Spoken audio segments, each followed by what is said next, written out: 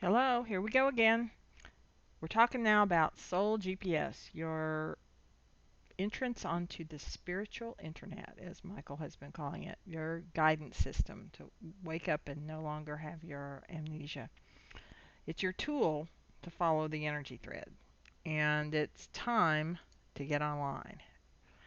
And the good news about this, the faster energy, all the things that are available now, is you don't have time for a dial up modem. It's time for DSL. You are going to need instant information nonstop 24/7. So it can be on all the time. You just have to ask. You need to clarify your settings, set up signals. There's different messages that I get. I've just over the years of being constantly having, like Michael and other guides in communication with me. I know what things mean. If I ask a question and I see a brick wall, it's because I have in place a setting that is not to know things about people unless I can help them. It doesn't help me to know some deep dark secret from a grocery clerk checking me out in the grocery store.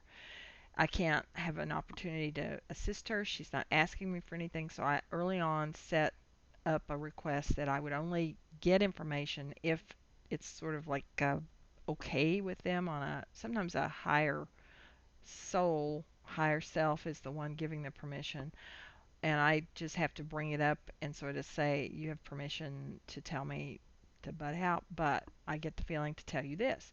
So these are your settings. It's imagine like with Google or your internet provider of any kind, you have privacy settings, you have anything you want. You set up your little language of different communication metaphors that happen, and you probably have some of this already in place. So just clarify that, be more deliberate, and maybe change the settings a little bit. Now, part of the Soul GPS is because we can do conscious reality selection right now. This is, you may have heard it called reality shifting. This is what we're able to do when you're plugged in. Um, you can get answers, but also you can look at the threads, the energy threads, and pick the thread that you like. So I want to talk about this a little bit because I've got a system that works for me, but I don't know, yours may be different. I know in talking to a few different people, everybody has their own way that they've developed to communicate and to get messages. So yours might be different. But this, I think, has a component that works. I call it the click and the gush. These are sensations that guide me and tell me where I'm at. So, first of all, let's talk about in regular times in comparison to very, very emotional times. We are going to have a little variance. You can do a sort of short form with the regular times where the emotional times, sometimes it's hard to get where you can go when you're just feeling normal. So under the regular method would be to examine the threads. And this is where you look down the pathways of possibilities. And there's always more than you think of. You can never think of them all. And you can choose one that really feels good. One trick for me is when I try to imagine making the decision to be this one, like you're choosing between going or not going to a certain event. I picture myself doing it and I picture myself not doing it. Now, the one that seems to feel the best to me, usually it keeps going. Sometimes I can barely go 2 steps down that path and it just shuts down. I can't even imagine going any more in that direction. So that's always a possibility that you get a real clear answer. That's something I use for simple things like which route to take to get somewhere. Sometimes you'll find that there's no difference that you can find. That means it's really a toss up. Sometimes things are pretty equivalent. That's a valid outcome to get. But there's sometimes you're missing. Sometimes you're blocking one you don't really want, but it's actually a good option. So you can ask for more if you just can't sort it out. Something else that you have never thought of is going to be a good option. timing is very, very tricky. I'm always reminded of many years ago, there was a plane crash in the Dallas area, and there was a guy driving down a road near the airport, and this big airliner crashed right on him and killed him. And I kept thinking, wow, that guy, the timing to check out that way was amazing. He had to not just be on that road, but at the exact moment it went down. That was pretty remarkable. Now, when I find a path that I like and it keeps going and I want it, suddenly this click happens. And that's sort of like I have plugged in. I have enough focused intention that I have plugged in and gotten connected to that one. That is a conscious reality shift into a particular timeline, a particular outcome. And then even though I've gotten the click, I usually intend a clear path to the best outcome just to make sure that I haven't latched onto something that actually doesn't have that great outcome. But that intention just sort of clears the way for any little maneuvers and shifts that come along. So that works really well. Then you get into emotional times and you can't really get there. There's something that disrupts the flow of this. It's a little bit intellectual, but you're, as you might notice, mixing it with feeling.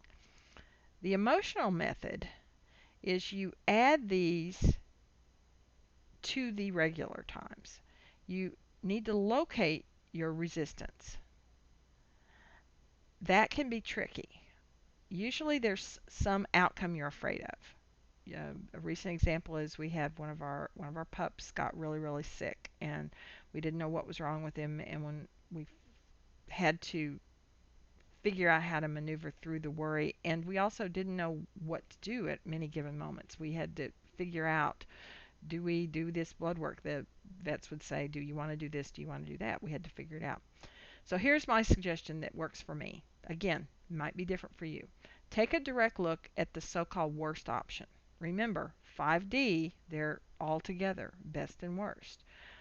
Sometimes you're really fearful, you've found your resistance. You don't want that to happen.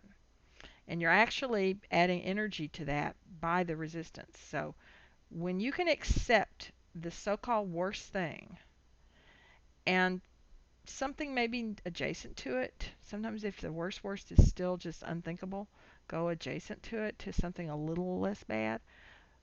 Then find a way to go to gratitude. Gratitude in my example, we were just grateful to have had the dog. We had to accept that he might die.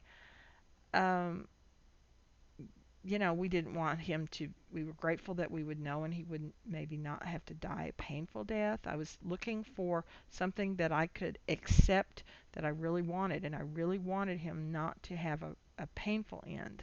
I would rather it be something that was more manageable and more better for him.